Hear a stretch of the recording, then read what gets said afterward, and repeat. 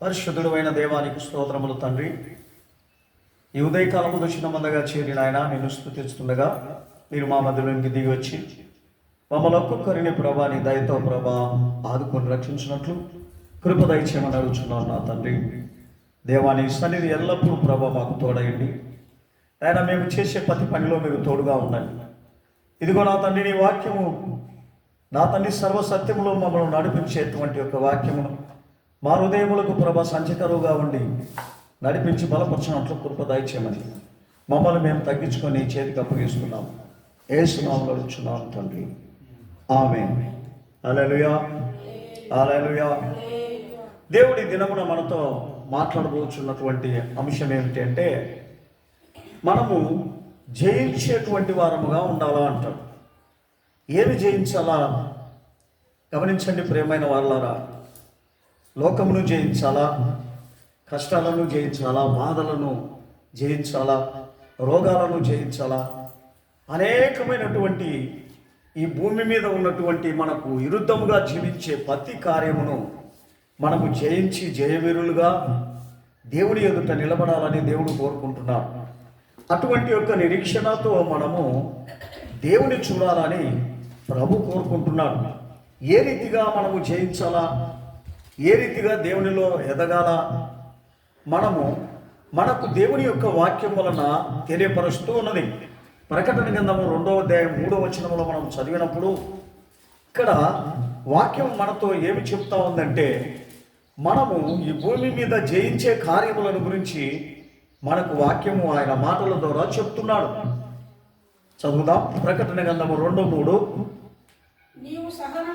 నీవు సహనము కలిగి నా నామము నిమిత్తము భారము భరించి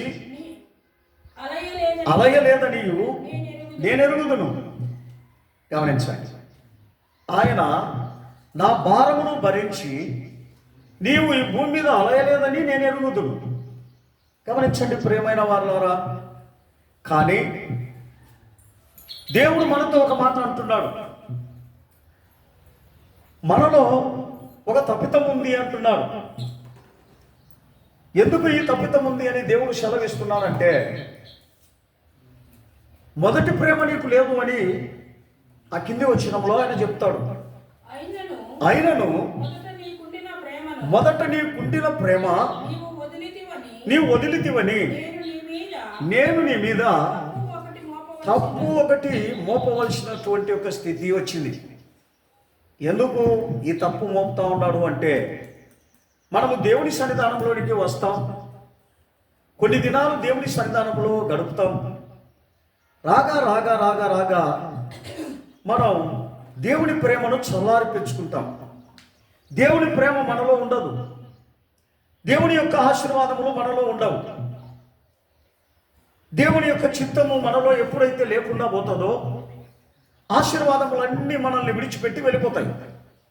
ఈ ఆశీర్వాదములన్నీ ఎప్పుడైతే మనల్ని విడిచిపెట్టిపోతాయో దేవుడు ఉన్నాడన్న సంగతే మనకి తెలియదు. ఏదో ఊరికే గుడ్డిగా దేవుని నమ్ముతూ ఉంటాం, గుడ్డిగా దేవుని దగ్గరికి వెళ్తూ ఉంటాం. కానీ అది దేవుని యొక్క ప్రేమ కాదండి, దేవుని యొక్క సంకల్పము కాదు. అందుకనే ఆయన అంటున్నాడు, నీవు జయించాలంటే ఆ ప్రేమను ధరించాలా అంటాడు.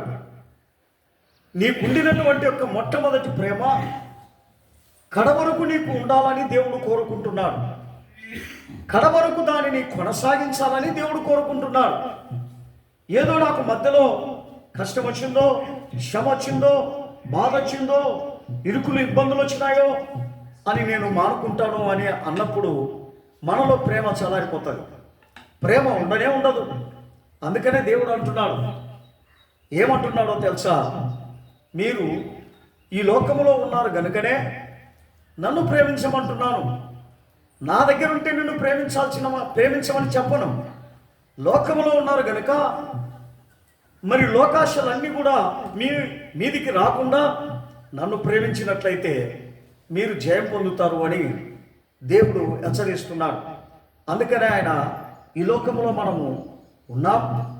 అయితే లోకములో ఉన్నటువంటి యొక్క జీవితం ఎటువంటిది అనేది మనము తెలుసుకొని మసులుకోవాలని దేవుడు సెలవిస్తున్నాడు. 7వ వచనంలో మనం చూసినప్పుడు 7వ వచనంలో చెవిగలవాడు ఆత్మ సంగములతో చెప్పుచున్న మాట వినుగాక. జయించువానికి దేవుని పరదేశిలో ఉన్న జీవవృక్ష ఫలములను భుజింపనెత్తును. గమనించండి, జయించిన వానికి ఆయన ఏమి ఇస్తానంటున్నాడు? జీవవృక్ష ఫలములు. అతనికి శిక్ష ఉండదు, మరణం ఉండదు, తీర్పు ఉండదు, ఏది ఉండదండి. ఈయన సరాసరిగా ఎక్కడికి వెళ్తాడో తెలుసా? దేవునితోనే ఉంటాడు. అందుకని ఈ లోకంలో మనము జయించాలని దేవుడు కోరుకుంటున్నాడు. ఈ లోకంలో మనం ఎప్పుడైతే జయించకోకుండా ఉంటామో జీవవృక్ష ఫలములు మన దగ్గర ఎక్కడి నుండి వస్తాయి? గమనించండి, మనం ఎంత ప్రార్థన చేసినా వస్తాయా? ఎంత దేవుని యొక్క సన్నిధానములు ఉంటే మాత్రానికి వస్తాయా? కానీ జయించితేనే మనకు లాభం ఉంది అంటున్నాడు. జయించితేనే నువ్వు యుగాయుగములు బతుకుతావని ప్రభు సెలవిస్తున్నాడు. యుగాయుగములు మనం బతకాలంటే మరి ఆయన ఏమంటున్నాడు? జీవవృక్ష ఫలములు మనము భుజించాలా అంటాడు. ఈ జీవవృక్ష ఫలములు మనం భుజించకపోతే ఏ రీతిగా మనం బతుకుతాం? ఈ భూమి మీద ఉన్నప్పుడే మనం చనిపోయి ఉంటాం. దేవునికి ఏమాత్రము చనిపోయిన వాడు మరి దేవుని యొక్క లెక్కలో చేర్చబడడు. చనిపోయిన వాడు దేవుని లెక్కలో ఎలాగ చేర్చబడతాడు? గనుక బతికున్న మనం ఇదిగో ప్రభు నేను జయించి ఇదిగో నీతో కూడా నేను బతికి ఉన్నానని ఈ లోకంలో ఉన్నప్పుడే మనము బతికి దేవుని దగ్గరికి వెళ్ళాలా అని దేవుడు సెలవిస్తున్నాడు. అదే 11వ వచనంలో మనం చూసినప్పుడు సంగములతో ఆత్మ చెప్పుచున్న మాట చెవిగలవాడు వినాలంట. జయించువాడు రెండవ మరణము వలన ఏ హానియు చెందడు. గమనించండి, మనకు ఇప్పుడు ఒక మరణం వస్తుంది, తర్వాత రెండో ఒక మరణము కూడా మనకు ఉంది. ఇది ఫస్ట్ మరణం అంటే ఈ దేహంతో ఉన్నటువంటి ఒక మనం ఖచ్చితంగా చనిపోవాలి. చనిపోయిన తర్వాత ఈ దేహము నిరర్థకమైపోతుంది. ఆత్మ గమనించండి, జయించిన ఆత్మ అయితే దేవుని దగ్గరికి వెళ్తుంది. జయించని ఆత్మ దేవుని దగ్గరికి వెళ్ళదు. అది పాతాళముకో, కటిక చీకటికో, మరి అగాధముకో, అగ్గిగుండానికో వెళ్తుంది. గమనించండి ప్రియమైన వారలారా, ఆయన అంటున్నాడు, నువ్వు చనిపోయినాక జీవించేటువంటి ఒక మరణము గురించి నేను చెప్తా ఉన్నాను అంటున్నాడు. అప్పుడు నువ్వు నాతో పాటు జీవించాలంటే ఈ లోకంలో ఉన్న క్రియలు, ఈ లోకంలో ఉన్న పద్ధతులు, ఈ లోకంలో ఉన్నటువంటి ఆచారాలు, ఈ లోకము మాయోపాయముల చేత వంచనతో ప్రీతి కలిగినటువంటి జనుల మధ్యలో నీవు దేవుని వాక్యమును చేత పట్టుకొని సజీవుడైనటువంటి యొక్క దేవుని బిడ్డగా జీవించాలని ప్రభు మనకి ఈ వాక్యములు హెచ్చరిస్తున్నాడు. అటువంటి ఒక హెచ్చరికను మనం ఏ రోజు కూడా తిరస్కరించక దానిని కొనసాగించేటువంటి యొక్క మనిషిగా ఈ లోకములో మనము జీవించాలా అంటాడు. అందుకనే జయించిన వానికే ఏమిస్తానంటున్నాడంటే గమనించండి, ఆయన యొక్క రాజ్యం వాడు చనిపోడు, ఎప్పుడూ చనిపోడు. ఈ యొక్క శరీరం చనిపోతుందే కానీ ఆత్మ చనిపోదు. అది దేవుడితో కూడా ఉంటుంది. ఒకవేళ నువ్వు చనిపోయిన తర్వాత జయించలేకపోయినట్లయితే బాధపడాల్సిన పరిస్థితి వస్తుంది. అక్కడ కూడా మరణ వేదన ఉంటుంది. ఆత్మ కూడా మరణం కాదు, కానీ దానికి యుగయుగములు జీవం ఉంది కనుక ఆ ఆత్మకు భయంకరమైనటువంటి శిక్షా విధి ఉంటుంది. ఆ శిక్షా విధితో ఆ ఆత్మ అల్లాడుతూనే ఉండాలి. జీవితకాలం అంతా తన కాలం అంతా కూడా బాధపడుతూనే ఉండాలి. మరి అనేకమైన శ్రమలు పడుతూనే ఉండాలి. మనము చనిపోయిన తర్వాత రెండో మరణంలో ఈ యొక్క బాధలు మనకు ఉంటాయని దేవుడు సెలవిస్తున్నాడు. గమనించండి ప్రియమైన వారలారా, ఈ చివరి దినాల్లో మరి మన యొక్క స్థితిలో మనం గమనించవలసినది ఏమిటంటే దేవుని వాక్యము నాతో చెప్తా ఉంది, వాక్యమును నేను అనుసరించాలి.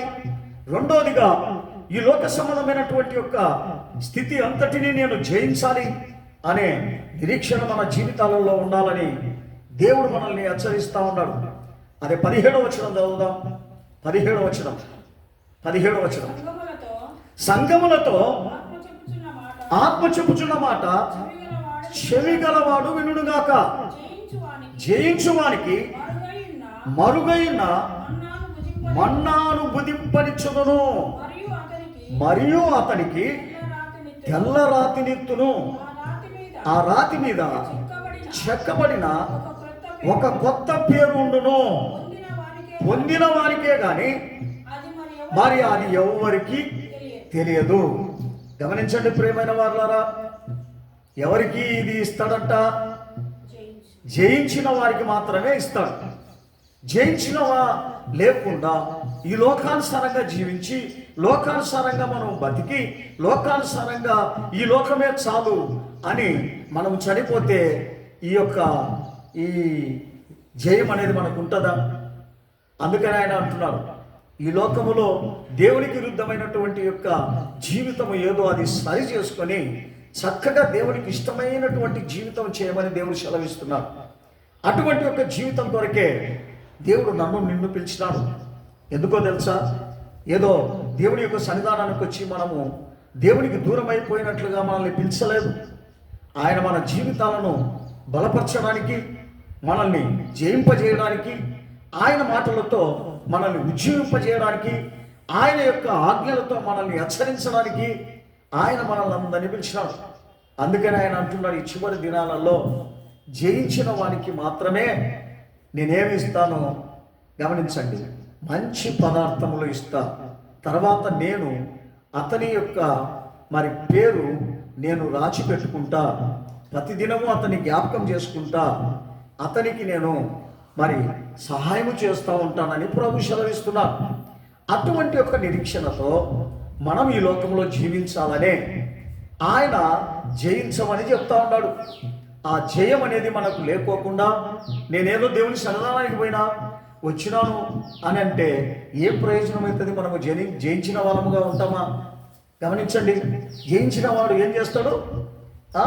మనకు చెప్పేటువంటి ఒక ప్రతి వాక్యములో అర్థం ఉంది. 26వ వచనంలో ఆయన చెప్తాడు.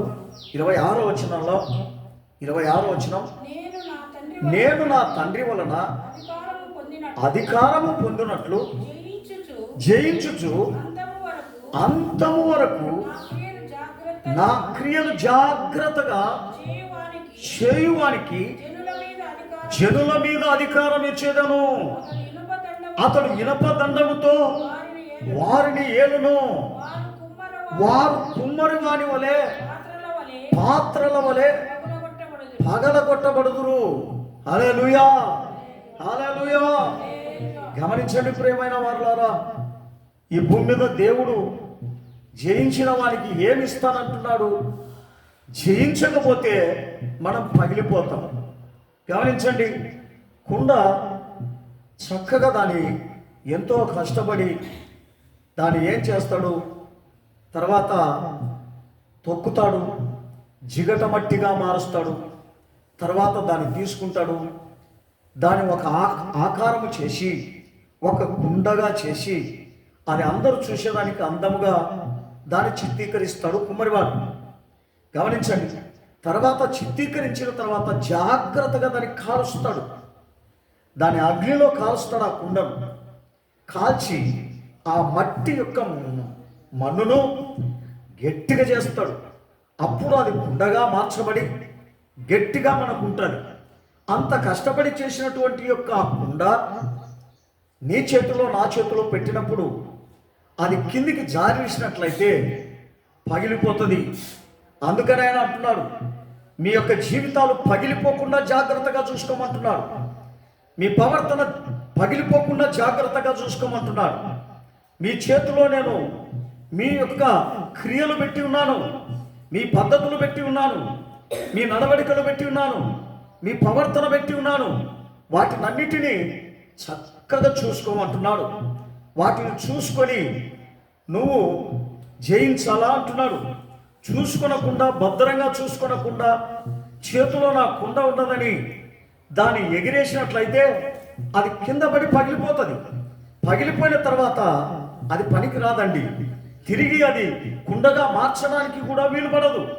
అందుకనే దేవుడు అంటున్నాడు, ఒక మనిషిని నేను వెలిగించిన తర్వాత, ఒక మనిషిని నా దగ్గరికి తీసుకొనిన తర్వాత అతనికి అన్నీ ఇచ్చి, అతనికి అన్ని విధాలుగా నేను ఒక జయం ఇచ్చి అతన్ని నా దగ్గరికి రమ్మని చెప్తాను.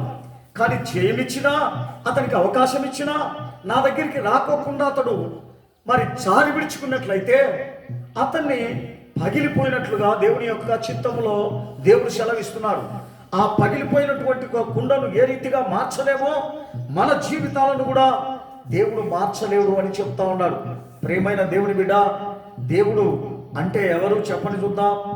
మరి దేవుడు మనల్ని సృష్టించినాడు, మనల్ని అన్ని విధాలుగా రూపాన్ని దాల్చినాడు, ప్రతి అవయవములు ఆయన చిత్త ప్రకారమే చేసుకున్నాడు. చేసుకొని భూమి మీదకి పంపి నీవు నా బిడ్డవు అని ఆయన ఏ రీతిగా చెబుతున్నాడో ఆయనకు బిడ్డకు తగినట్లుగా మనము జీవించాలని ఆయన యొక్క కోరిక. 28వ వచనం చదువుదాం. 28వ వచనం. మరియు అతనికి ఏకువ చుక్క నేను ఇస్తున్నా. గమనించండి, ఏకువ చుక్క అంటే ఏంటండి?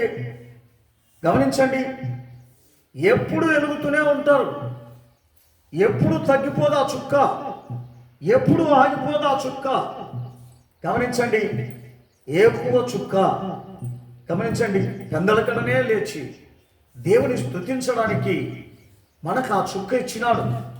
మనల్ని లేపి కూర్చోబెట్టి నన్ను స్తుతించు నా కుమారుడా, మర్చిపోకోకుండా అని చెప్పి మనకు జయించిన వానికి మాత్రమే ఆ చుక్క, జయించిన వానికి ఆ స్తుతి, జయించిన వానికి ఆ స్తోత్రం, జయించిన వానికే అటువంటి యొక్క ఏకువ చుక్క ఇచ్చినాడు. జయించని వానికి ఏకువ చుక్క ఇయ్యలేదండి. అతడు బలహీనుడు, అతడు అనేకమైనటువంటి యొక్క వెనకబడిపోయిన మనిషి, అతడు ముందుకు రాని యొక్క మనిషి గనుక అలాంటి యొక్క సోమేరులకు ఏకువ చుక్క ఇవ్వనండి. గనుక మన జయించిన వానికే ఏకువ చుక్క అంటాడు. అందుకనే మనం ఈ చివరి దినాలలో ఉన్నాం.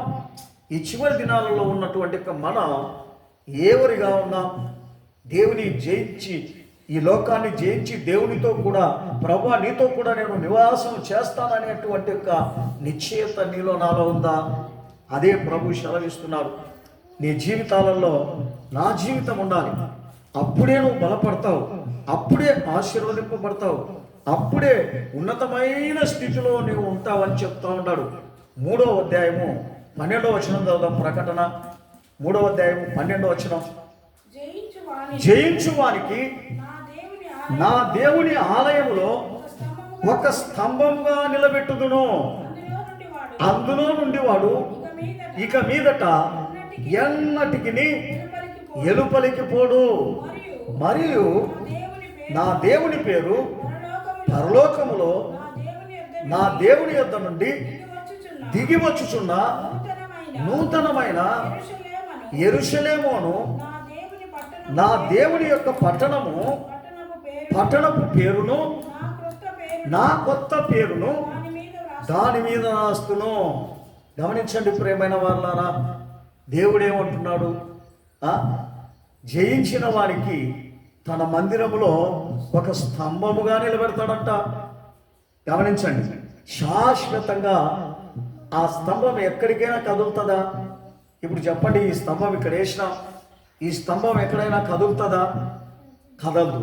అలాగనే జయించిన వానికి ఆ స్తంభం, జయించని వారికి స్తంభముగా మార్చబడతాడా దేవుని సన్నిధానంలో? గమనించండి, కొంచెం కష్టం వచ్చేకల్లా, కొంచెం బాధ వచ్చేకల్లా, కొంచెం శ్రమ వచ్చేకల్లా అతడు పారిపోతాడు. ఎందుకు? జయించలేక పారిపోతాడు. అందుకనే అటువంటి వాళ్ళని స్తంభం చేసి పెట్టడు ఆయన. ఎందుకంటే అది ఎప్పుడైనా ఆ స్తంభము పోతుంది అని చెప్పేసి ఆ స్తంభానికి పేరుండదు, ఉండదు. అలాంటి యొక్క స్తంభముగా మనము జయించినట్లయితే స్తంభముగా ఉంటాం. జయించని వారమైతే స్తంభముగా నిలవలేము. అందుకనే మన జీవితాలు ఏమైపోతాయి? కొన్ని దినాలు వెలిగింపబడతాం, కొన్ని దినాలు అయిన తర్వాత మనం ఎలగం. ఎందుకంటే మన జీవితం ఏమైపోయింది, వెలిగింపబడలే. కానీ ఏమైంది, అది జయించలేక సోలిపోయింది అన్నమాట. అది దేవుని యొక్క సన్నిధానానికి రాలేక అదేమైపోయింది, వెనకబడిపోయింది. ఆ వెనకబడిపోయిన దానిని ఆయన పర్వాలేదు, నిన్ను నేను బాగా చేసి తెస్తాను, నిన్ను స్తంభముగా మార్చుకుంటాను అంటాడా? వెనకబడిపోయిన దానితో ఆయనకి ఏమీ పాలుండదండి.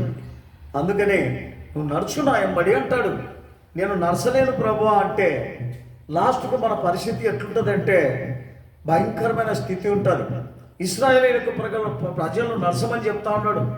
నా వెంట నడుస్తూ ఉంటే గమనించండి, గొడిగేవాళ్ళు, శొనిగేవాళ్ళు, నానా విధాలుగా తిండికి తిప్పలకు ఎతుకుతూ ఉండేటువంటి వాళ్ళందరూ కూడా వెనకబడిపోయినారు. వెనకబడి నడుస్తూ ఉన్నారు. వాళ్ళు ముందర పోతుంటే వీళ్ళు వెనకల. గమనించండి, వెనకపోయే వాళ్ళకి భద్రత ఉండదు, నిదానంగా పోయే వాళ్ళకు భద్రత ఉండదు.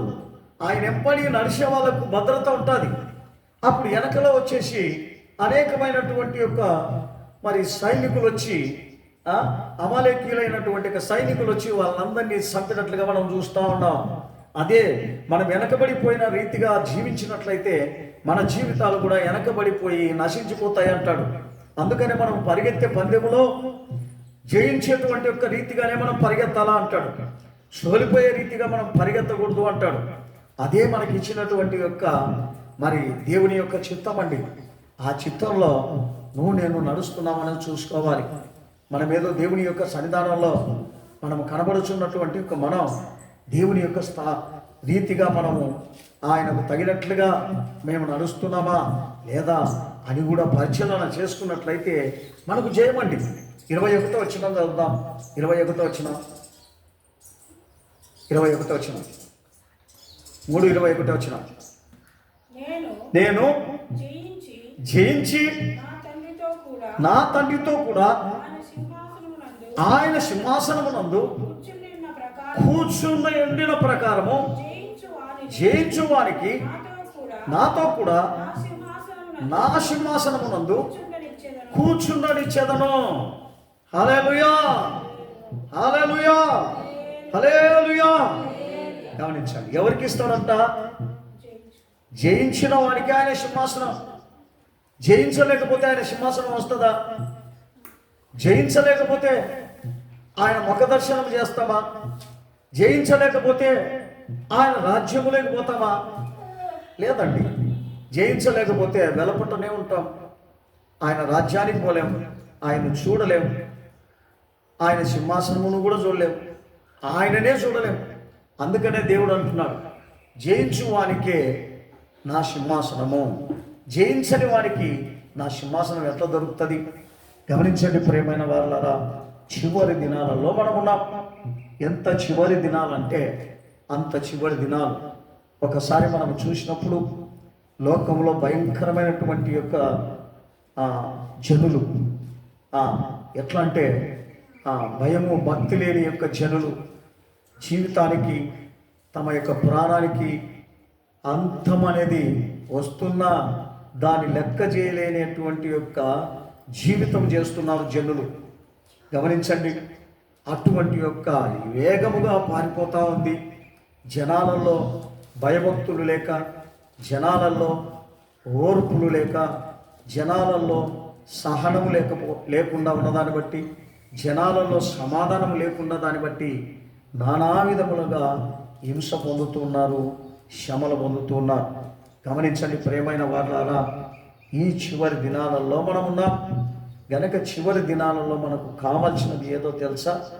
జయించే రీతిగా మనము జీవించాలి. మనము జయించి ఆయన సింహాసనానికి వెళ్ళాలి. ఏదో దేవుని సన్నిధానానికి వస్తున్నాం, దేవుని సన్నిధానంలో కనబడుతున్నాం, దేవుని సన్నిధానంలో మనము ఉన్నాం అని మనం అనుకుంటే సరిపోదు.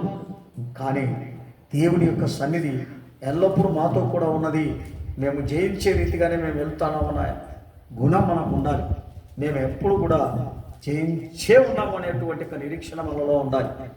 అటువంటి యొక్క జయవీరులుగా ప్రతి విషయంలో జయం, ప్రతి మాటలో జయం, ప్రతి విశ్వాసంలో జయం, అన్నిటిలో విశ్వాసం, అన్నిటిలో జయం, అవిశ్వాసం అనేది మన జీవితానికి రాకుండా చూసుకునే దానికే నిన్ను నన్ను పిలిచినాడు. అవిశ్వాసం మనలో ఉన్నంత వరకు జయం పొందలేం. అందుకనే దేవుడు అంటున్నాడు 21 వచనం చదువుదాం. 21 వచనం 21.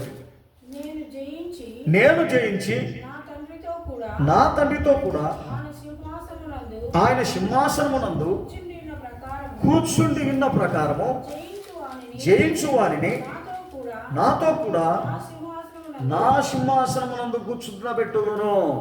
గమనించండి, చదివినావా? దేవునికి స్తోత్రం. హల్లెలూయా. 1 కొరింథీయులకు రాసిన పత్రిక 10వ అధ్యాయము 5వ వచనం చదువుదాం. 1 కొరింథీ 10వ అధ్యాయం 5వ వచనం. 10:5. అయితే వారిలో ఎక్కువ మంది దేవునికి ఇష్టలుగా ఉండకపోయిరి గనుక అరణ్యములో సంహరింపబడిరి. హల్లెలూయా. గమనించండి ప్రియమైన వాళ్ళారా, దేవునితోనే వస్తున్నారు, దేవునితోనే నడుస్తున్నారు, దేవుని భోజనమే చేస్తున్నారు, దేవుడి ఆడ ఉంటే ఆడ ఉంటున్నారు. కానీ ఈ అరణ్యంలో వాళ్ళు ఏమైపోయినారంట? ఎందుకు సంహరింపబడ్డారు? గమనించండి, ఎందుకు సంహరింపబడ్డారు? వీళ్ళు జయించలేకపోయినారు, ఆయనకి ఇష్టలుగా ఉండలేకపోయినారు, వాళ్ళకి ఇష్టలుగా ఉన్నారు, వాళ్ళకు తగినట్లుగా జీవిస్తున్నారు, వాళ్ళకు తగినట్లుగా నడుచుకుంటున్నారు. కానీ దేవునికి తగినట్లుగా నడుచుకోలేదు గనుక అరణ్యములో వాళ్ళు ఏమైపోయినారంట? నశించిపోయినారు అంటున్నాడు. ప్రేమైన దేవుని బిడ్డ, ఈ లోకము కూడా మనకు ఒక అరణ్యం, ఈ జీవితము కూడా ఒక అరణ్యం. ఈ జీవితము కూడా అరణ్యంలో సమాధానం ఉంటుందా? అరణ్యంలో శాంతి ఉంటుందా? అరణ్యంలో కడుపు నిండా ఉంటుందా? అరణ్యంలో సుఖభోగాలు ఉంటాయా? గమనించండి, ఇటువంటి యొక్క అరణ్యము మనకి ఇచ్చినటువంటి ఈ అరణ్యంలో మన జీవితాలను అరణ్యములోనే దేవుని కొరకు మనము సమర్పించి జయించే వాళ్ళంగా ఉండాలా అంటాడు. అటువంటి యొక్క జయవీరులుగా ఈ అరణ్యంలో మనము జీవించలేకపోయినట్లయితే ఎంత దౌర్భాగ్య స్థితితో ఒకసారి ఆలోచన చేయండి. అప్పుడు వాళ్ళు అరణ్యంలో నడిచినారు, ఇప్పుడు ఈ లోకం ఒక అరణ్యమే. ఈ లోకంలో కష్ట నష్టాలు బాధలన్నిటినీ భరించి, ప్రభువా నీ ప్రేమను నేను వదలలేదు, నీ విశ్వాసము నేను వదలలేదు, నీ యొక్క చిత్తము నేను ఏది వదలలేదు అని మనము కడవరకు కాపాడబడినప్పుడే మనకు జయించేటువంటి యొక్క చిత్తం మనలో ఉంటుంది. మనము సంహరింపబడం. లేకపోతే ఈ అరణ్యములో ఎప్పుడైతే ఆయనకి ఇష్టలుగా లేకుండా పోయినారో వెంటనే మనం ఏం చేస్తాం? సంహరింపబడతాం. వెంటనే వెనకమ్మడే సంహరింపబడతాం, వెనకమ్మడే ఆయనకు దూరం అయిపోతాం. గనుక అటువంటి ఒక స్థితిలో మనం ఉన్నట్లయితే జయించాలా, మనం ఆయనకు ఇష్టలుగా ఉండాలని ప్రభు సెలవిస్తున్నాడు. అంటే 12వ వచనంలో మనం చూసినప్పుడు 12వ వచనం 10-12 వచనం, తాను నిలుచుచున్నానని తలంచుకొనివాడు పడకుండునట్లు జాగ్రత్తగా చూసుకోవాలంట. దేవునికి స్తోత్రం. గమనించండి, నిలిచి ఉన్నాను నేను దేవునిలో నేను ఎదుగుతున్నాను, దేవునిలో ముందుకు వెళ్ళిపోతా ఉన్నాను, దేవుని చూస్తూ ఉన్నాను, దేవునిలో నేను ఈ అరణ్య యాత్రలో ఆయన ముందు నాకు, నేను వెనకలా ఉన్నాను, నాకే భయము లేదు అనేటువంటి యొక్క స్థితి ఈ లోకములో మనకు ఉండాలా అంటాడు. ఆయన లేకుండా నువ్వు ఈ అరణ్యములో నడవలేవు. మనం నశించిపోతాం, సంహరింపబడతాం, అనేక రీతిగా కష్టాల పాలవుతాం. అందుకనే దేవుడు అంటున్నాడు, నేను నీకు ఈ అరణ్యంలో ముందుగా నడుస్తున్నాను కాబట్టి నాతో పాటు నువ్వు నడుచమంటున్నాడు, నాతో పాటు రా అంటున్నాడు. అది రాలేకపోయినట్లయితే మనము కూడా ఏమైపోయినా వెనక జీవితంలోనే ఉన్నామన్నట్లుగా మనకు తెలుసుకోవాలి. నేను దేవుణ్ణి ఎదగలేకపోతా ఉన్నానే, నేను అన్నీ వెనకబడిపోతాను, ప్రతి విషయంలో నేను దేవునికి చాలా దూరంగా ఉన్నా, ఎప్పుడు నాకు శ్రమ వస్తుందో, ఎప్పుడు నాకు మరణం వస్తుందో అనే ఆసక్తి కలిగి ఉండాలి మనం. ఆ ఆసక్తి కలిగి ఆ మరణం నుండి విడిపింపబడాలా అంటాడు. ఆ శ్రమ నుండి ఆ ఆ దేవుని యొక్క చిత్తములో మనము ఎదగాలని దేవుడు మనల్ని పిలిచినాడే కానీ బలహీనులుగా ఉండడానికి నిన్ను పిలిచలేదు. అందుకని మనము బలహీనులమా జయించిన వాళ్ళమా మనము చూసుకోవాల్సినటువంటి అవసరము మన జీవితాలలో ఉంది. మనం చూసుకొనపోకుండా ఉన్నట్లయితే మనకేం ప్రయోజనం వస్తుంది? అందుకని సంఖ్యాకాండంలో ఒక మాట చెప్తాడు. సంఖ్యాకాండము 13వ అధ్యాయం 30వ వచనం. 13:30 సంఖ్యాకాండం 13:30 వచనం. సంఖ్యాకాండము 13:30 13వ అధ్యాయం 30వ వచనం. సంఖ్యాకాండం 13:30. కాలేబు మోషే ఎదుట జనులను నిమ్మలపరచి మనము నిశ్చయముగా వెలుదుము, దాని స్వాధీనపరచుకుందుము, దాన్ని జయించుటకు మన శక్తి చాలును అనేను. హల్లెలూయా. గమనించండి ప్రియమైన వారలారా, ఆ పట్టణం చూసేది పెద్దది, కానీ కాలేబు అంటున్నాడు, అయ్యా దానిలో బలాఢ్యులున్నా, దానిలో ఎంత గొప్పవారున్నా జయం మనదే. దేవునికి స్తోత్రం. మేము ఎవరమో తెలుసా? దేవుని యొక్క పిల్లలం. మేమెప్పుడు అపజయం పొందే వాళ్ళం కాదు అని ఈ కాలేబు అంటున్నాడు. అంత ఎత్తు, అంత లావు, అంత ఖడ్గాలు ధరించినటువంటి ఆ ఎరుకు పట్టణంలో కానీ కాలేబు చిన్నగా ఉన్నప్పటికీ కూడా మేమందరము వాళ్ళకి కోటితో సమానంగా ఉన్నాము. కానీ నా దేవుడు ముందర నడుస్తున్నాడు కనుక ఎంత గొప్ప కార్యమైనను, నాకు ఎత్తుగా నిలిచినను, నాకు భయంకరమైనటువంటి సైన్యము నా ముందర ఉండినను అది నా ముందర నిలవదు అనేటువంటి యొక్క నిశ్చయత ఎవరికి ఉంది అంటే కాలేబుకు ఉంది. అందుకనే తన నమ్మకము, తన విశ్వాసము, తన మాట, తన తీరు, తన యొక్క ప్రవర్తన అంతా కూడా జయవీరునిగానే కనబడతా ఉంది. అటువంటి యొక్క జయవీరులుగా మనం ఈ లోకంలో కనబడాలనే దేవుడు మనల్ని ఒక విశ్వాసులుగా తీర్చిదిద్దినాడు. మనం ఏదో విశ్వాసులుగా ఉండి దేవుని జయం పొందుకోలేక, దేవుని యొక్క శక్తి పొందుకోలేక, దేవుని యొక్క బలం పొందుకోలేక, దేవుని యొక్క స్థితిగతులను మనం తెలుసుకోలేకపోతాం. మనం ఉన్నట్లయితే మనము దేవుని పిల్లలుగా ఏ రీతిగా మార్చబడతాం, దేవుని పిల్లలుగా మనల్ని ఏ రీతిగా మనం అనుకోగలుగుతాం? గమనించండి. అటువంటి ఒక స్థితి నీకు నాకు ఉండకూడదనే ప్రభు మనతో ఏం చెప్తా ఉన్నాడో తెలుసా? నువ్వు జయించాలా, జయించేటువంటి ఒక గుణము నీ దగ్గర ఉండాలా అంటాడు. ఆ జయించేటువంటి ఒక గుణము నీ దగ్గర లేకపోతే ఏ రీతిగా జయిస్తావు? నువ్వు ఏ రీతిగా ముందుకు సాగుతావు? గమనించండి. ఒక సైనికులు మనకంటే బలాఢ్యులను, సైన్యం ఎక్కువగా ఉంది అనుకున్నప్పుడు మనం ఏమనుకుంటాం? అయ్యో మరి మేము కొద్దిమందే ఉన్నాం, వాళ్ళు చూచి ఇసుకరేణువుల వలె ఉన్నారు, మేము పోయి వారి మీద పడినట్లయితే అందరూ మా చుట్టూ తిరిగి మమ్మల్ని ఈజీగా జయించగలుగుతారు కదా అని మరి మనము అనుకొని యుద్ధానికి పోము. గమనించండి, యుద్ధానికే పోము. ఎందుకంటే సైన్యము లేదు అని చెప్పి. అయితే దేవుడు అంటున్నాడు, కాలేబు అంటున్నాడు, మాకు సైన్యం తక్కువైనప్పటికీ కూడా జయం మానదే. ఎందుకో తెలుసా? మీ అందరికంటే బలాఢ్యుడు మా ముందుండాడు. ఆయనే ప్రభు అయిన యేసు. దేవునికి స్తోత్రం. హల్లెలూయా. ఆయనే ప్రభు అయిన యెహోవా దేవుడు, ఆయనే ప్రభు అయిన పరిశుద్ధాత్మ దేవుడు. ఈ ముగ్గురు మా ముందర ఉండి యుద్ధం చేస్తున్నారనేటువంటి నిరీక్షణ మన అందరిలో ఉండాలా అంటాడు. అటువంటి యొక్క నిరీక్షణ కొరకే నీవు నేను ఎవరి దగ్గరికి వచ్చినాం?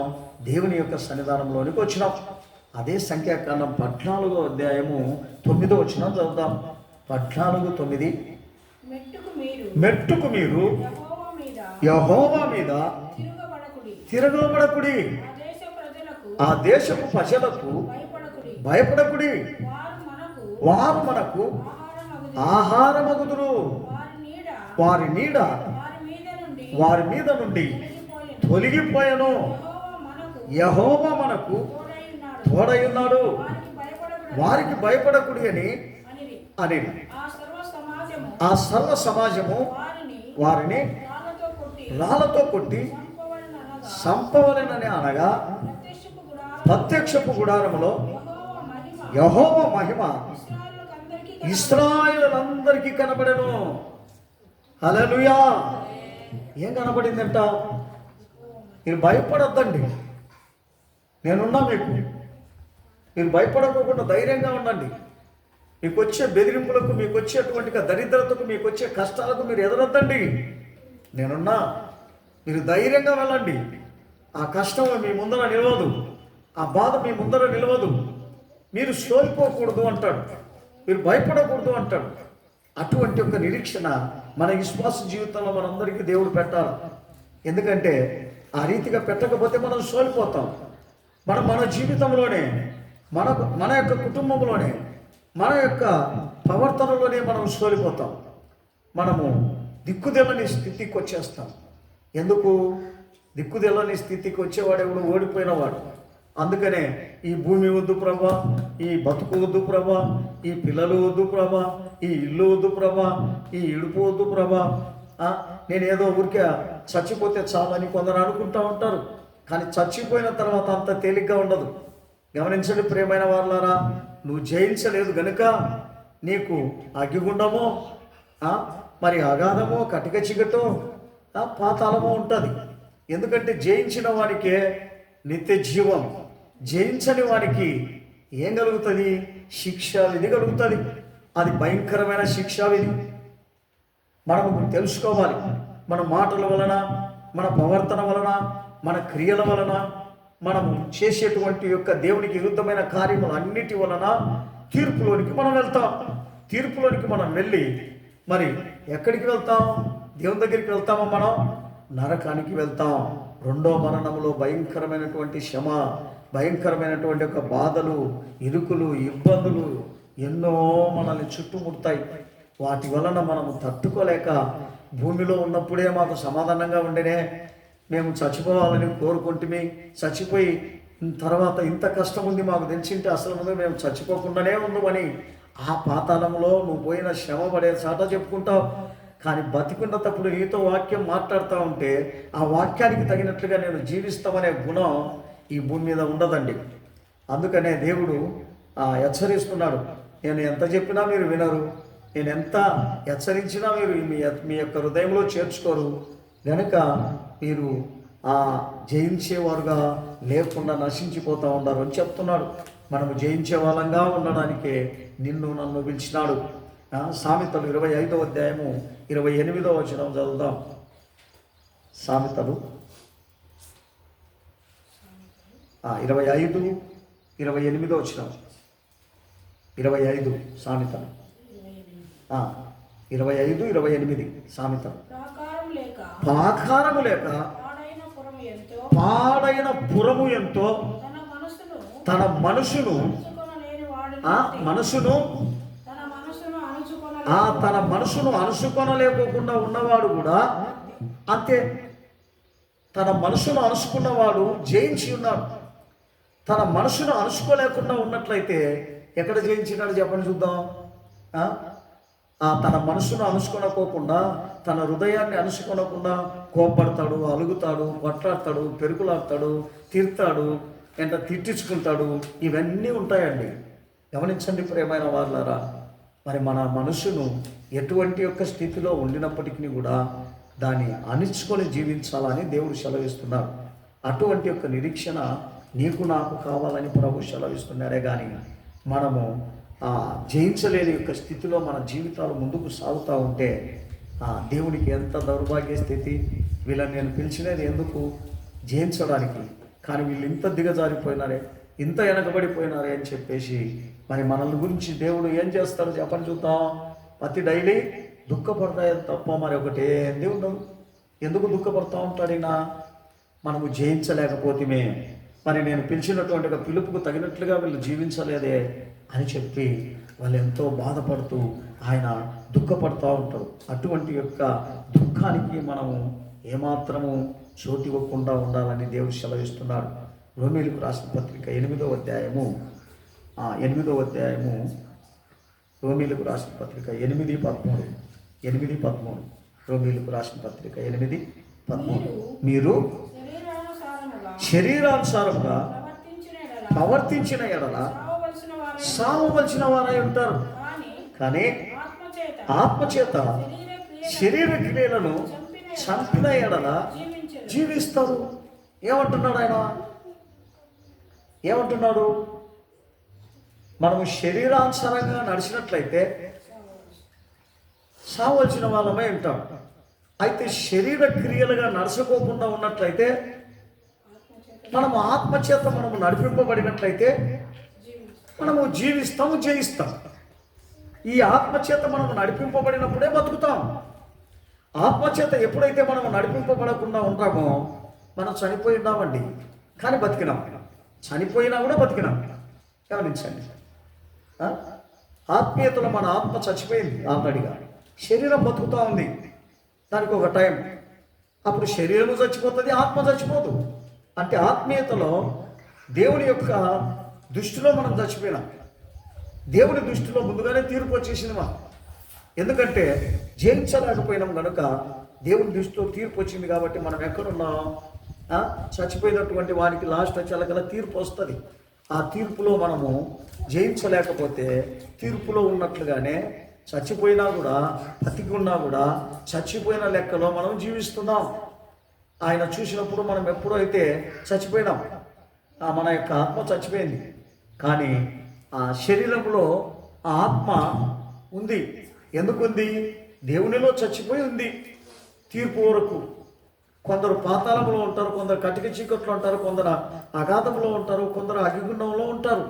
అలాగనే ఈ లోకంలో మనకు కూడా చచ్చిపోయిన వాళ్ళమైనప్పటికీ కూడా ఈ లోకంలో బతుకుతూ ఉంటాం. గమనించండి, కనుక అలాంటి ఒక స్థితి మనకు వచ్చింది. కానీ మనము జయించిన వాళ్ళమైతే మరణం అనేది మన జీవితాలలో కనబడదు. మరణం అసలు దగ్గరికి కూడా రాదు, ఎటువంటి పరిస్థితుల్లో రాదు. అదే 1వ అధ్యాయము రోమీయులకు రాసిన పత్రిక 28వ వచనంలో ఆయన ఏం చెప్తాడంటే, 1:28లో ఏమంటాడంటే, మరియు వారు తమ మనసులో దేవునికి చోటే ఇవ్వలేదు కనుక చేరాని కార్యములు చేయుటకు దేవుడు బెస్ట్ మనసు వారికి ఇచ్చిరంట. ఎవరికి ఇచ్చినాడంట? జయించలేని వారికి ఏమిచ్చినాడంట? బెస్ట్ మనసు. అంటే పనికిరాని మనసు ఇచ్చినాడంట. ఎవరికి పనికిరాని మనసు? దేవునికి పనికిరాని మనసు, దేవునిలో ఎదగలేని మనసు, దేవునిలో ముందరికి సాగలేని మనసు ఇచ్చినాడంట. గమనించండి, ఎందుకు? ఈ యొక్క దుష్క్రియలు మన దగ్గర ఉన్నదాన్ని బట్టే మనకి ఏమిచ్చినాడు ఆయన? ఎదగకోకుండా ఉండేటువంటి యొక్క గుణాన్ని, బెస్టత్వమైనటువంటి యొక్క మనసును ఇచ్చినాడు. ఇది ఎంత దౌర్భాగ్య స్థితి ఒకసారి ఆలోచన చేద్దాం. చూడండి ఎంత భయంకరమైనటువంటి యొక్క స్థితి మనకి ఇచ్చినాడో. యాకోబు 3వ అధ్యాయము 2:3 వచనం చదువుదాం. 2వ వచనం చదువు. 3వ అధ్యాయం యాకోబు 2వ అధ్యాయం 3వ వచనం. 2వ అధ్యాయం 3వ అధ్యాయము 2వ వచనం. 3వ అధ్యాయము 2వ వచనం. అనేక విషయములలో మనమందరము తప్పిపోచున్నాము. ఎవడైనాను మాట యందు తప్పని ఎడల అట్టివాడు లోపము లేనివాడు తన సర్వ శరీరమును స్వాధీనముంచుకున్న శక్తి గలవాడగును. గమనించండి, తన మనసును, తన యొక్క క్రియలను అదుపులో లేకోకుండా ఉన్నవాడు ఎవరంట? చెప్పండి, ఎవరు? జయించలేనివాడు. అదుపు లేకుండా మాట్లాడుతుంటారు, అదుపు లేకుండా కొట్లాడుతుంటారు, అదుపు లేకుండా తిరుగుతూ ఉంటారు, అదుపు లేకుండా కొట్టుకుంటూ ఉంటారు, అదుపు లేకోకుండా జీవిస్తూ ఉంటారు అన్నమాట తన నోటికి, మాటకు. ఇటువంటి వాళ్ళందరూ కూడా ఎవరు చెప్పండి? జయించలేనటువంటి వారే, కానీ జయించిన వారు కాదండి. అందుకనే మనం జయించడానికి నన్ను పిలిచినాడు, కానీ మనం ఆ రీతిగా ఉండడానికి నన్ను పిలిచలే. కీర్తన 106వ అధ్యాయము 9వ వచనం చదువుదాం. కీర్తన 106:9. 106:9. కీర్తన 106:9. కీర్తన 106:9. 106:9 చదవాలి త్వరగా.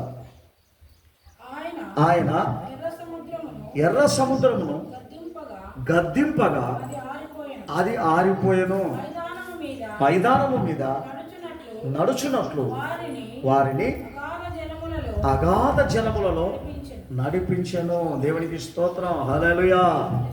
గమనించండి ప్రియమైన వారులారా, ఆయన జయించిన వారికి ఎటువంటి ఒక స్థలములో జీవించడానికి చోటిస్తాడంట. ఏ సమయంలో జయం, ఎక్కడైనా జయం ఇస్తాడంట. అటువంటి యొక్క జయం పొందినటువంటి యొక్క బిడ్డలుగా నువ్వు ఉండాలని దేవుడు కోరుకుంటాడు. 30 వచనం చదువుతాం. 30 వచనం, అదే 30 వచనం. పీన్యాహాసు లేచి పరిహారము చేయగా ఆ తెగులు ఆగిపోయాను. గమనించండి ప్రియమైన వారులారా, తెగులు ఏ రీతిగా మనకు మన క్రియలు, మన యొక్క అనేకమైనటువంటి యొక్క మన చెడు ఆగిపోవాలంటే దాన్ని చంపాలా, ఆ క్రియలను మన దగ్గరికి రాకుండా దాన్ని చంపేయాలా, అవి మన నోటి దగ్గరికి, మన శరీరం దగ్గరికి రాకోకుండా మనం దాన్ని దూరపరచాలా. అప్పుడే మనము జయించిన వాళ్ళం అవుతాం. అవన్నీ మన దగ్గరికి వస్తూ ఉంటే మనం ఏ రీతిగా జయించిన వాళ్ళం అవుతాం. గమనించండి. అప్పుడు మనం జయించినట్లు మనకి ఏదైనా రుజువు ఉంటుందా? ఏమీ ఉండదు. గమనించండి. కనుక ఈరోజు జయించడానికే నిన్ను నన్ను ఆయన ఏం చేసినాడు? పిలిచి ఆయన వాక్యంతో మనల్ని హెచ్చరిస్తాడు. ప్రకటన గ్రంథం 21వ అధ్యాయము 7వ వచనం చదువుతాం. ప్రకటన 21:7. జయించువాడు వీటిని స్వతంత్రించుకొనును, నేను అతనికి దేవుడనై ఉండును, అతడు నాకు కుమారుడై ఉండును. గమనించండి. జయించిన వారికి ఆయన ఏమై ఉంటాడంట? దేవుడై ఉంటాడంట, కుమారుడై ఉంటాడంట, వాళ్ళకు తోడుగా ఉంటాను అంటున్నాడు. అదే 9వ వచనం చదువుతాం. 9వ వచనం. అంతటా ఆ కడపట్టి 7 తెగుళ్ళలో నిండిన 7 పాత్రలను పట్టుకొని ఉన్న 7 దేవదూతలు ఒకడు వచ్చి ఇటు రమ్ము, పెళ్లి కుమార్తెను అనగా గొర్రెపిల్ల యొక్క భార్యను నీకు చూపెదనని నాతో చెప్పి ఆత్మవశుడనై ఉన్న నన్ను ఎత్తైన గొప్ప పర్వతం మీదకి కొనిపోయి యెరూషలేము అను ఆ పరిశుద్ధ పట్టణమును దేవుని మహిమగల పరలోకమందున్న దేవుని యొద్ద నుండి దిగి వచ్చుట నాకు చూపించెను. హల్లెలూయా. గమనించండి ప్రియమైన వారులారా, ఈ ప్రకటన అంతా కూడా ఈ లోకంలో ఉన్న జయించిన వారికి కనబడుతుంది. వాళ్ళు చూస్తారు, ఇదిగో దేవుని రాజ్యం వస్తూ ఉంది అని చెప్తారు. జయించిన వాళ్ళు. జయించలేని వాళ్ళు ఏం చెప్తారు? ఏమీ చెప్పలేరు. గుడ్డిగా ఉంటాం, అది అవుతుందో కాదో అన్నట్లుగా ఉంటాం. కనుక చివరి దినాలలో ఉన్నాం కనుక అందరము పెద్ద మొక్కలు వేసి ప్రభువును వేడుకున్నాం. ప్రభు, నా జీవితంలో నా తండ్రి జయించేటువంటి ఒక గుణం నాకు దగ్గర ఉందా? నేను జయించాల ప్రభా, నేను నీతో కూడా ఉండాల ప్రభా, నువ్వు ఈ భూమి మీద నాతో కూడా ఉండాల ప్రభా. జయించిన వారికే నేను దేవుడను అంటున్నావు, జయించని వారికి దేవుడను కానంటున్నావు ప్రభా. ఇది గుర్తిరిగి నా తండ్రి జయించేటువంటి ఒక జయవీరులుగా మేము జీవించడానికి సహాయం చేయనట్లు కృప దయచేయమని అడుగుతున్నాం.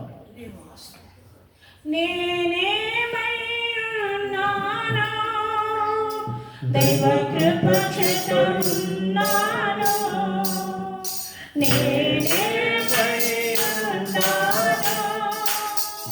దైవ కృప చేస్తున్నాను,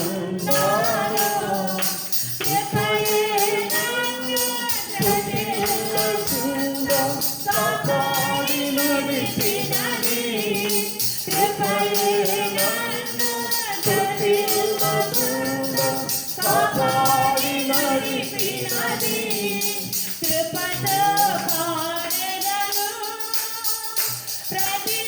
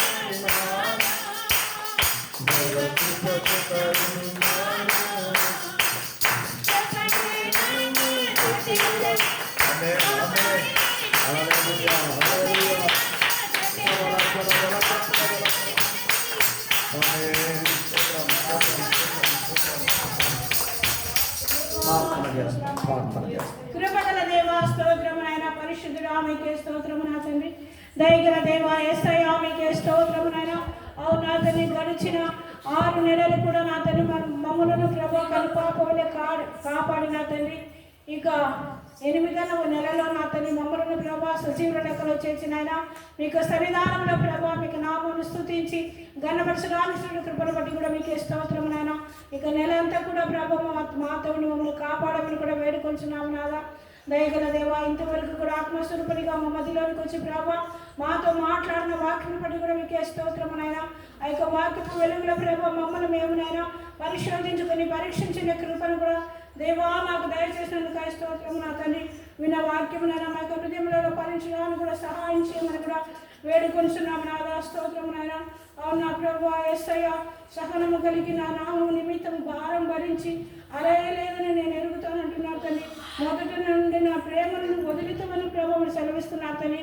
ఆ రీతిగా మేము లేకుండా నా తండ్రి ప్రభా యేసయ్య నా తండ్రి మేమందరం కూడా అయినా విన్న వాక్యానుసారంగా ప్రభా నా తండ్రి జయించు వానికి దేవుని పరదేశంలో ఉన్న జీవవృక్ష ఫలములను ఇస్తామని ప్రభావం సెలవిస్తున్నారు తండ్రి. ఆ రీతిగా నైనా మీకు లోకములో ఉన్న వాటిని పాపమును ప్రభావం మేము జయించే వారంగానైనా ఉండే కృపను కూడా మాకు దయచేయమని కూడా వేడుకొంచున్నాము నాదా. స్తోత్రము నాయన. దయగల దేవా యేసయ్యా మీకే స్తోత్రము నా తండ్రి. అవును ప్రభా, జయించు వారికి మరుగైన మన్నాను కూడా భుజింపనిస్తానంటున్నారు తండ్రి. తెల్ల రాతిని ఇస్తానంటున్నారు ప్రభా. రాతి మీద చెక్కబడిన ఒక క్రొత్త పేరు కూడా ఉంటుందని ప్రభావం సెలవిస్తున్నాను నాయన. ఆ రీతిగా నా తండ్రి వాటిని పొందుకునే కృపను మాకు దయచేయమని వేడుకొంచున్నాము నా తండ్రి. యేసయ్యా మీకే స్తోత్రము నైనా. కృపగల దేవా, అవునా తండ్రి ప్రభా, మీరు ఏ అధికారం పొందినైనా జయించినారో తండ్రి ఆ క్రియలనైనా మేము కూడా చేయడానికి సహాయం చేయండి ప్రభా. దయగల దేవా యేసయ్యా మీకే స్తోత్రమునైనా. సంఘమును ఆశీర్వదించని దీవించని నైనా. వచ్చిన బిడ్డలను కూడా ప్రభా ఒక్కరినైనా పేరున ఆశీర్వదించని బలపరచని ప్రభా. విన్న వాక్యానుసారంగా ప్రతి ఒక్కరు నడుచుకోవడానికి కూడా సహాయం చేయండి. ఏకమైన తనకి ఆలోచన మీకు సన్నిధానంలో కనబడుతున్నారు ప్రభా. హృదయములను పరిశోధించే దేవుడు కనుక నా తండ్రి వారికి హృదయ ఆలోచన ప్రకారం కూడా వారికి నెరవేరడానికి కూడా సహాయం చేయమని కూడా వేడుకొంచున్నాం నాయన. దయగల దేవా యేసయ్యా మీకే స్తోత్రము నా తండ్రి. అవును ప్రభా, లోకం చూసినట్లయితే నేను అది నాశనం అయిపోతుంది నా ప్రభా. అందులో పడి నేను మేము నశించిపోకుండా నా ప్రభా మీకు జీవ వాక్యమును ప్రభా మా యొక్క చేతిలో పట్టుకొని నైనా ఇక లోకములో ప్రభా మేము కూడా జ్యోతుల వల్ల కనపడే కృపను కూడా దయచేయండి ప్రభా. వచ్చిన వల్ల ఆశీర్వదించండి దీవించండి ప్రభా. వ్యాధిగ్రస్తులు ఉన్న వారిని కూడా ప్రభా ముట్టినైనా స్వస్థత దయచేయమని కూడా వేడుకొంచున్నాం తండ్రి. అన్ని విధాలుగా మీకు కృపా రేఖల కింద సంఘమునంతను భద్రపరచండి నా తండ్రి.